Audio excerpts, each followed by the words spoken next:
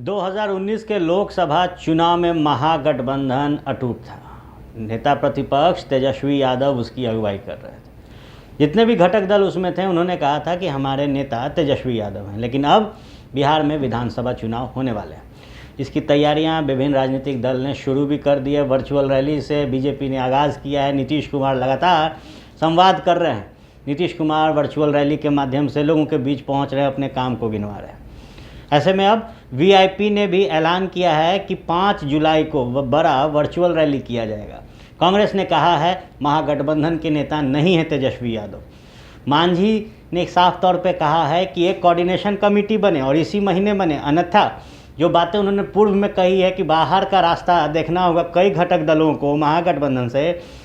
ऐसे में रालोसपा से जानना बेहद ज़रूरी है कि आखिर इस महागठबंधन और चुनाव को लेकर उनकी क्या तैयारियां हैं। तेजस्वी यादव से अनबन है या महागठबंधन टूट के कगार पे है।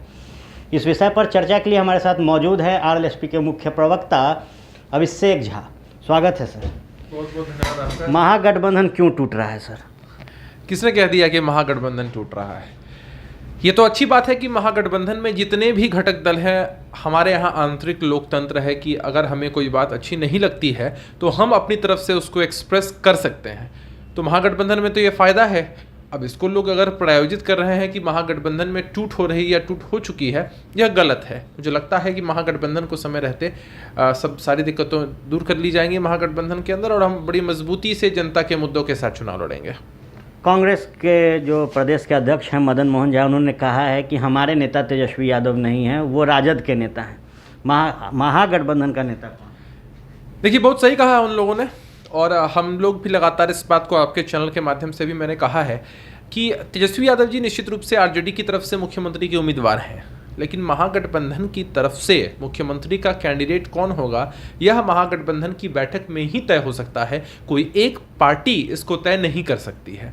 अरे जब पांचों लोग बैठेंगे, डिस्कस करेंगे कि हमारे पास इतने सारे विकल्प हैं, उनमें से सबसे बेहतर विकल्प कौन सा है, उस विकल्प को चुन लिया जाएगा और महागठबंधन का नेता भी घोषित कर दिया जाएगा। पूर्व मुख्यमंत्री और हम के संरक्षक हैं जीतन राम मांझी, उन्होंने लंबे समय से मार्च के वक्त से ही लगातार कह रहे थे कोऑर्डिनेशन कमेटी बनना चाहिए, लालू प्रसाद यादव की तरफ रुख नहीं होना चाहिए। उन्होंने कहा था कि कोऑर्डिनेशन कमेटी नहीं बनती है तो कई लोगों को महागठबंधन से बाहर जाना होगा। आप भी मांझी जी के साथ हैं? देखिए, बात तो बहुत सीधी और स्पष्ट है ही कि अगर हमें किसी गंतव्य को पाना है, कुछ हासिल करना है और कहीं अच्छे से पहुंचना है तो उसके लिए बेहद ज़रूरी है कि हम प्रॉपर स्ट्रैटेजी और प्लानिंग के साथ आगे बढ़ पाएं। आप सब लोगों ने देखा था कि महागठबंधन ने पिछले लोकसभा का चुनाव भी लड़ा था, 5 पार्टियां थीं एक साथ, लेकिन कहीं ना कहीं कोऑर्डिनेशन में अभाव था जिसका परिणाम हमें भुगतना पड़ा था। महागठबंधन के सभी घटक दलों को ये समझना बेहद ज़रूरी है कि हम जनता के मुद्दों को लेकर चुनाव में जा रहे हैं। निजी और व्यक्तिगत लाभ से सर्वोपरि है जनता का जो मुद्दा है।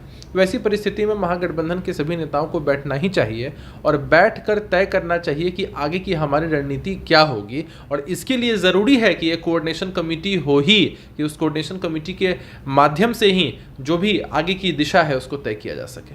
कोऑर्डिनेशन कमेटी नहीं बनती है तो मांझी जी के साथ जाएगी आरएलएसपी? देखिए, मांझी जी कहीं नहीं जाएंगे। इससे पहले भी मांझी जी नाराज़ होते रहे हैं और समय रहते हमारे नेता ने भी पहल करके उनको मनाया है, तो मांझी जी कहीं जाएंगे नहीं।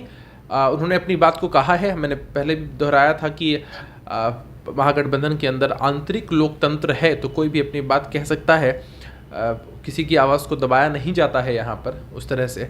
तो रालोसपा कहीं नहीं जा रही है, मांझी जी भी कहीं नहीं जाएंगे। समय रहते मुझे लगता है कि इस महीने के अंत तक सारी चीज़ें स्पष्ट हो जाएंगी। कांग्रेस के लोग भी पहल कर रहे हैं, सब कुछ पटरी पर आ जाना चाहिए, क्योंकि महागठबंधन के लोगों को यही समझना बहुत ज़रूरी है कि हमें जनता के मुद्दों को लेकर चुनाव में जाना है। विकासशील इंसान पार्टी के संरक्षक हैं मुकेश सहनी, वो शक्ति प्रदर्शन कर रहे हैं, वर्चुअल रैली कर रहे हैं। रालोसपा कब करेगी, ताकत अपनी दिखाएगी? देखिए, सबसे पहले तो मैं बता दूं कि विकासशील इंसान पार्टी के जो अध्यक्ष मुकेश सहनी जी बहुत ही लोकप्रिय हैं, युवा दिलों की धड़कन है। अभी जो भी युवा हैं उनकी तरफ बड़ी उम्मीद से देखते हैं, बिहार के एक बहुत अच्छे चेहरे हैं। तो उन्होंने अपनी रैली की है, अनाउंस की है और हमारा तो ऐसा मानना है कि हम तो चुनाव के लिए हमेशा तैयार रहते हैं। पार्टी की तैयारी चल ही रही है, लेकिन इससे पहले हमने कोरोना महामारी में जो भी लोग जूझ रहे थे उनको प्राथमिकता दी थी कि उनकी मदद कैसे की जाए, उनकी आवाज़ को कैसे बुलंद किया जाए। हालांकि पार्टी ने पंचायत और बूथ स्तर के जो भी कार्यकर्ता हैं, किसी भी विधानसभा जहां पार्टी मजबूत है और लड़ना चाहती है, उन लोगों की बैठक हो रही है लगातार वीडियो कॉन्फ्रेंसिंग के माध्यम से। उपेंद्र कुशवाहा जी के साथ, आदरणीय राष्ट्रीय अध्यक्ष जी के साथ, और आने वाले समय में जो भी हमारे इस तरह के कार्यक्रम होंगे उनकी विधिवत जानकारी प्रेस कॉन्फ्रेंस के माध्यम से आप लोगों को दी जाएगी। विपक्ष में नहीं है पप्पू यादव, लेकिन हर मुद्दों पर अपनी बात को रखते हैं। आज उन्होंने सुशांत सिंह राजपूत पर एक बड़ा सवाल किया है। उन्होंने साफ तौर पे कहा है कि अब वक्त आ गया है कि 4 लोग जो कि नेपोटिज्म कर रहे हैं उन लोगों पे कार्रवाई होनी चाहिए, जिसमें उन्होंने सलमान खान, आलिया भट्ट, करण जौहर का जिक्र किया है और सीबीआई की मांग की है। कितना इससे आप इत्तेफाक रखते हैं? देखिए, सुशांत सिंह राजपूत जी के निधन से हम सब लोगों को बहुत दुख हुआ, असहनीय पीड़ा हुई। बिहार के इतने प्रतिभावान एक इंसान का इस तरह से देहांत इतनी कम उम्र में हो गया। उनको लेकर जो भी घटनाएं हैं उसके पीछे पुलिस की तफ्तीश तो हो ही रही है और प्राइमा फेशी ऐसा लग रहा है कि इन लोगों की संलिप्तता थी उनको डिमोरलाइज करने में।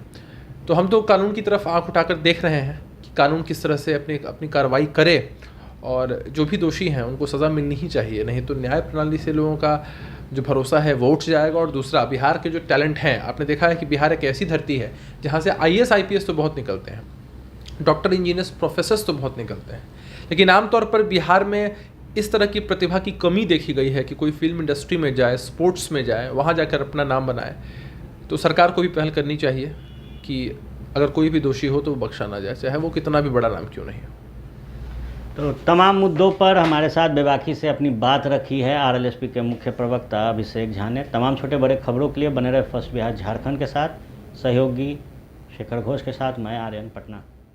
ये आधुनिक अस्पतालों में से एक NSMCH multi speciality 350 bedded hospital, अनुभवी डॉक्टर एवं ट्रेन्ड पैरामेडिकल स्टाफ, विश्व स्तरीय सुविधाओं के साथ अत्याधुनिक ऑपरेशन थिएटर, ICU, NICU, निशुल्क OPD परामर्श, 24 घंटे इमरजेंसी सर्विसेज और जटिल गर्भावस्था का इलाज। Netaji Subhash medical college and hospital, Amhara, Bihta, Patna.